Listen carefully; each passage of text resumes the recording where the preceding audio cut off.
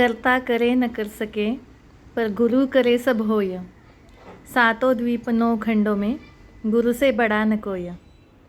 Good afternoon. आज आम्ही निघालेलो आहोत फिरायला. आता आम्ही निघालेलो आहोत सिंहगडच्या तिथून. खरं तर सिंहगडला जायचा प्लॅन होता, पण नंतर तो कॅन्सल झाला. तर या ठिकाणी आम्ही खडकवासला धरणाजवळ आलेलो आहे. हे बघा, मस्त असं धरण दिसतंय. पाणी जर असं कमी झालेलं आहे, पण छान असा अथांग पसरलेला समुद्रासारखं दिसतोय. पुण्यातला हा समुद्रच म्हटलं तरी चालेल. या ठिकाणी खाऊची दुकानं आहेत. इथून पुढे आम्ही निघालो सिंहगडच्या साईडला. तुम्हाला डोंगर दाखवते. हे बघा, इथं घाटामध्ये असं मस्त नयनरम्य परिसर आहे. बऱ्याच ठिकाणी प्लॉटिंग केलेलं आहे. आत्ता तर तिथे पावसाला सुरुवात झालेली आहे, त्यामुळे पूर्ण हिरवंगार असं काहीच झालेलं नाही आहे. थोडीशी पोपटी अशी पानं झाडाला यायला सुरुवात झालेली आहे. आता इथून पुढे बघा, मस्त असं थोडीशी हिरवळ सुरू झालेली आहे. आता थोडंसं आम्ही घाटमाथ्यावर निघालेलो आहोत सिंहगडाच्या दिशेने. पाऊस बघ कसा पडलाय पाऊस. या ठिकाणी मोठ्या मोठ्या दऱ्या पण दिसत असतील तुम्हाला. पाऊस नुसताच पडून गेलेला होता. आम्ही येताना श्रद्धेसाठी रेनकोट घेऊन आलेलो होतो. तर या ठिकाणी बघा, साईडला तुम्हाला डोंगर दाखवते आणि मस्त अशी वळणं घेत घेत आम्ही निघालेलो आहोत. साईडला दरी आहे, सुंदर अशी मस्त वाट आहे. आता या ठिकाणी आमच्या गाडीचा थोडासा प्रॉब्लेम झाला. गाडीचं ऑइल चेंज केलेलं नव्हतं. यांना वाटत होतं ऑइल चेंज करूया, ऑइल चेंज करूया, पण ते म्हटले जाऊ द्या, उद्या करूया चेंज. त्यामुळं गाडीतून दूर निघायला सुरुवात झाली होती.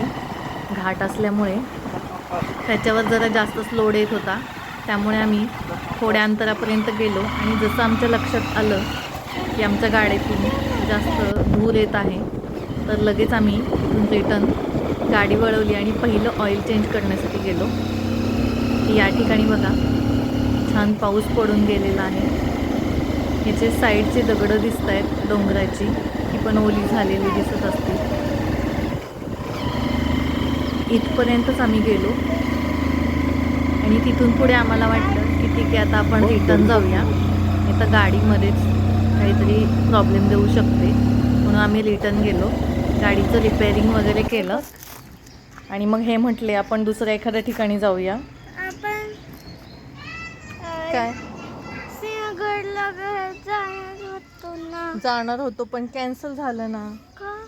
झालं, आपल्या गाडीतलं ऑइल चेंज करायचं होतं ना, म्हणून मग परत आपण आलो इकडे. चला जाऊया. बघ ना पुढे जाऊन. आता या ठिकाणी शेतकरी म्हणून हॉटेल होतं. या ठिकाणी आम्ही आलो. ते जरा जास्तच अंतरावर होतं. खूप सुंदर असं हॉटेल आहे. एकदम सिंपल आहे, पण आम्हाला तिथलं निसर्गरम्य जे वातावरण आहे ते खूप आवडतं. सिंहगड पासून खूप लांब असं गावातल्या ठिकाणी, एकदम डोंगराळ भागातल्या एका गावातल्या ठिकाणी हे शेतकरी हे हॉटेल आहे. पण यांनी मस्त केलेलं आहे. निसर्ग वगैरे एकदम छान केलेलं आहे. काही झाडं लावलेली आहेत आणि काही तर त्यांची शेतीच आहे. इकडे शेतीमुळेच खूप छान वाटतं.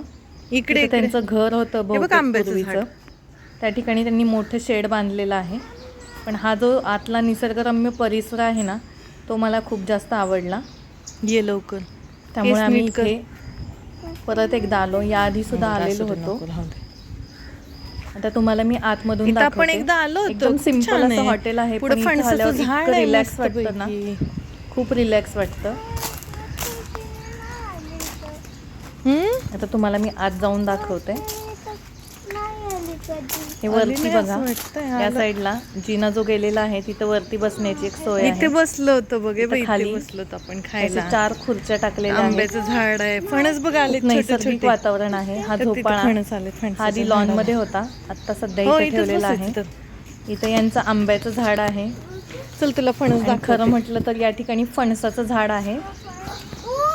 लास्ट टाइम आम्ही इथे भरपूर फणस पाहिले होते, त्यावेळेस ते छोटे छोटे होते. असंच पावसाळ्यात आलेलो होतो आम्ही. आता हे असं फणस फणस बघ कसे आले. मोठं झालेले झाड असल्यामुळे याचे फणस बरेचसे इकडे गळून पडले, जे सनफ्लॉवर छोटे होते छोटे ना. होते. बरोबर. आम्ही जेव्हा लास्ट टाइम गेले आलो होतो निघून. त्यावेळेस पण कांदे बघ पावसाळ्यातच कसे आलेलो होतो. साठवून ठेवलेत. कांदे बघा त्यांनी व्यवस्थित कसे ठेवलेले आहेत, साठवण कशी वास केलेली मस्त आहे येतोय, हा. कांद्यांची. कांदे हे बघ बघा. कसे छान साठवून ठेवलेत. भरपूर असे पोत्याने कांदे कांदे असे भरलेले आहेत हवेशीर ठेवले ना, आणि हवेशीर ठिकाणी ठेवल्यामुळे त्यांना कोंब येत खराब होत नाहीत, नाहीत. व्यवस्थित स्वस्त राहतात. झालेत त्यामुळे बघा म्हणून कसे असं त्यांना साठवून. जाळीत ठेवलेलं आहे. ही पद्धत मला खूप आवडली. बघू आता काय व्हेज मध्ये. तर इथं श्रद्धा काय काय बोलत होती. यांनी मटण थाळी मागवली होती, मी व्हेज थाळी मागवली होती. लास्ट टाइम मी या ठिकाणी मटण थाळीच खाल्लेली होती, पण आता मी थोडीशी व्हेज खायला लागली आहे, त्यामुळे व्हेज थाळी इथं खाल्ली मी. हे बघा, या ठिकाणी असं नैसर्गिक वातावरण आहे ना, की असं वाटतं की घराच्या अंगणामध्येच आपण खुर्च्या टाकून जेवायला बसलेलो आहोत. मस्त एकदम नैसर्गिक वातावरण आहे.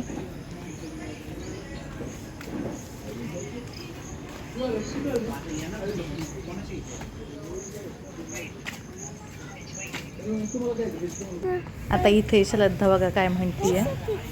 छान. चला चल चल चल चल चल.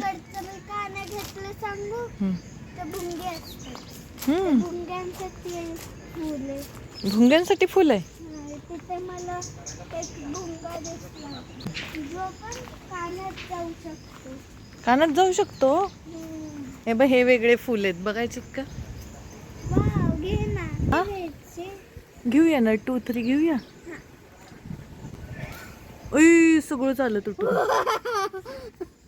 घे असं काय. अरे, त्याचा दांडा पकड ग. काय आलं डोळ्यात, काय गेलं? काहीतरी घे. जास्वंद आहे ते व्हाईटवालं. घ्यायचं? नको, जास्वंद. बाप्पाला? कुठल्या बाप्पाला घालणार तू? हात पकडतो. खाली एक आहे बघ, तळाला एक.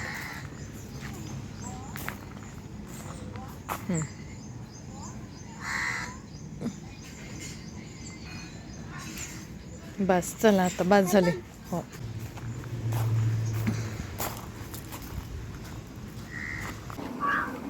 वाटेतून येतानाच आम्हाला या ठिकाणी मोर दिसलेला होता. दिसला का? तो खूप जवळ होता, तेव्हा आम्हाला काही व्हिडिओ काढायला जमलं नाही, त्यामुळे लांबून आम्ही व्हिडिओ काढला नंतर. वाव, फिश तर या ठिकाणी आम्ही खडकवासल्याला आलो होतो. संध्याकाळ झालेली होती, जवळपास 6 वाजले होते. म्हटलं इकडे थोडासा उसाचा रस पिऊया.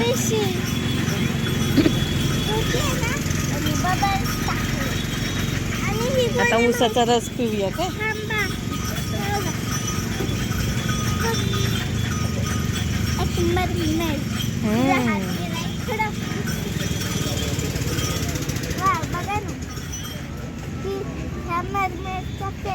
फिश आहे हा. आता या ठिकाणी माणसं यायला सुरुवात झालेली होती. या ठिकाणी बरेच जण भजी वगैरे खायला येतात, काय पण आम्ही पूर्ण पोटभर असं जेवलेलो होतो, बसू दे ना मग. त्यामुळे या ठिकाणी आम्ही भजी वगैरे काही खाल्ली नाही. थोडासा उसाचा रस पिलो, हे बघ, उसाचा थोडासा रस. वातावरणाचा आस्वाद घेतला आणि निघालो. घसतो ना. पी ना, तुला पाहिजे असेल तर पी ना.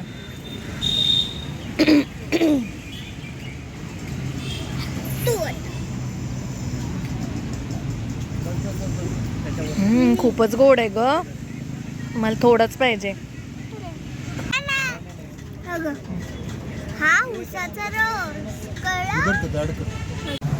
हा बघा, हा असा आसपासचा परिसर आहे. या पद्धतीने इथे लोक बसलेले असतात, वेगवेगळ्या डिश घेत असतात. स्पेशली या ठिकाणी भजी, कॉर्न आणि उसाचं रस हेच आहे. काही ठिकाणी मॅगीसुद्धा बनवून देतात. तर अशा पद्धतीने लोक बसलेली असतात. पुढे सुद्धा खूप बसलेली आहेत. आणि या ठिकाणी हा डॅम दिसतोय, खडकवासला डॅम इथं दिसत आहे. या ठिकाणी आम्ही कुंड्या घेतल्या. आजचा दिवस एकदम मस्त गेला. थोडक्यात सांगायचं म्हटलं तर आमच्या फांदीवर मस्त चालले आहे. धन्यवाद.